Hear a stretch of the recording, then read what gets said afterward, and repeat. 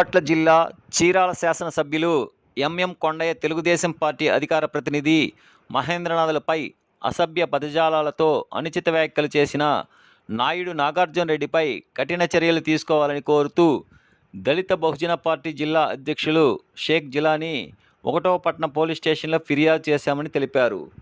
ఈ కార్యక్రమంలో అబ్దుల్ ఖాదర్, ఇబ్రహీం, చిరంజీవి, యోహాను, బాజీ తదితరులు పాల్గొన్నారు. మహేంద్రబాబు పైన అనుచిత వ్యాఖ్యలు చేసినందుకు చాలా ఖబర్దార్ నాగార్జున రెడ్డి అన్న.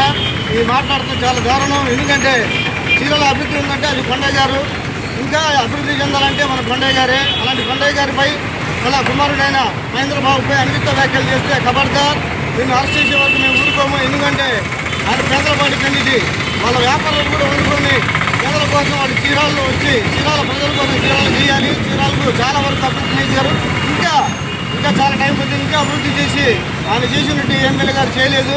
అలాంటి ఎమ్మెల్యే గారి పైన మన పేదలవాడి పైన మహేంద్రబాబు పైన అనుచిత వ్యాఖ్యలు చేసి అసభ్యంగా మాట్లాడిన అభండాలు వేసిన నాగార్జున రెడ్డిని వెంటనే అరెస్ట్ చేయాలని దత్తపైన పార్టీ డిమాండ్ చేస్తూ ఇలాంటి వ్యక్తికి, ఎందుకంటే అతను హోదాలో ఉండి పెద్దలు గౌరవనీయులు ఎమ్మెల్యే గారిని ఇలా అసభ్యంగా మాట్లాడతాం చాలా దారుణం. దీన్ని మేము ఖండిస్తున్నాము. ఎందుకంటే ఒక మంచి మనిషి మీద అభండాలు పెట్టడం చాలా తప్పు.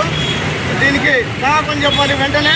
ఎందుకంటే ఎమ్మెల్యే గారికి క్షమాపణ చెప్పాలి. చెప్పేవరకు మేము ఊరుకోము. అలాగే దీని కారణంగా నాగార్జునని వెంటనే అరెస్ట్ చేయాలని మేము దత్తపైన పార్టీ డిమాండ్ చేస్తూ మనకి ఇంత మంచిగా కావాల్సిన మిత్రులకి అందరికీ దత్తపైన పార్టీ ధన్యవాదాలు తెలియజేస్తూ జై భీమ్, జై అంబేద్కర్, జై భారత్.